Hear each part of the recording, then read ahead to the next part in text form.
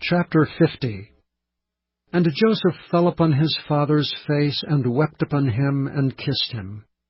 And Joseph commanded his servants, the physicians, to embalm his father, and the physicians embalmed Israel.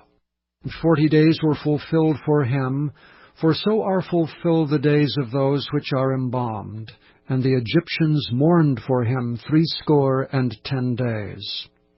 And when the days of his mourning were past, Joseph spake unto the house of Pharaoh, saying, If now I have found grace in your eyes, speak, I pray you, in the ears of Pharaoh, saying, My father made me swear, saying, Lo, I die, and my grave which I have digged for me, in the land of Canaan, there shalt thou bury me. Now therefore let me go up, I pray thee, and bury my father, and I will come again.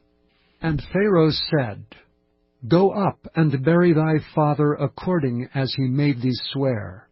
And Joseph went up to bury his father, and with him went up all the servants of Pharaoh, the elders of his house, and all the elders of the land of Egypt, and all the house of Joseph, and his brethren, and his father's house. Only their little ones and their flocks and their herds they left in the land of Goshen.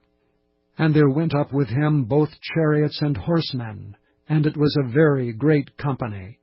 And they came to the threshing floor of Atad, which is beyond Jordan, and there they mourned with a great and very sore lamentation.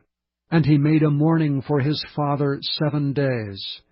And when the inhabitants of the land, the Canaanites, saw the mourning in the floor of Atad, they said, This is a grievous mourning to the Egyptians.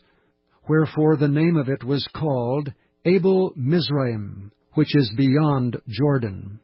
And his sons did unto him according as he commanded them. For his sons carried him into the land of Canaan, and buried him in the cave of the field of Machpelah, which Abraham bought with the field for a possession of a burying place of Ephron the Hittite before Mamre.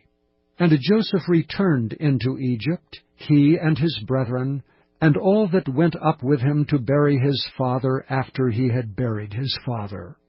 And when Joseph's brethren saw that their father was dead, they said, Joseph will peradventure hate us, and will certainly requite us all the evil which we did unto him. And they sent a messenger unto Joseph, saying, Thy father did command before he died, saying, So shall ye say unto Joseph, Forgive, I pray thee now, the trespass of thy brethren, and their sin, for they did unto thee evil. And now we pray thee, forgive the trespass of the servants of the God of thy father. And Joseph wept when they spake unto him.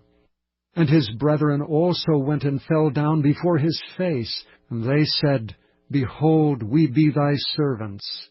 And Joseph said unto them, Fear not, for am I in the place of God? But as for you, ye thought evil against me.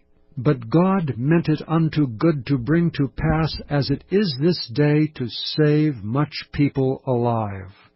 Now therefore fear ye not. I will nourish you and your little ones.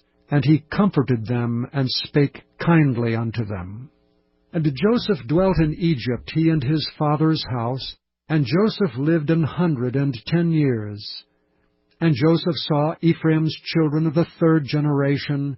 The children also of Machir, the son of Manasseh, were brought up upon Joseph's knees. And Joseph said unto his brethren, I die, and God will surely visit you, and bring you out of this land unto the land which he sware to Abraham, to Isaac, and to Jacob. And Joseph took an oath of the children of Israel, saying, God will surely visit you, and ye shall carry up my bones from hence. So Joseph died, being 110 years old, and they embalmed him, and he was put in a coffin in Egypt.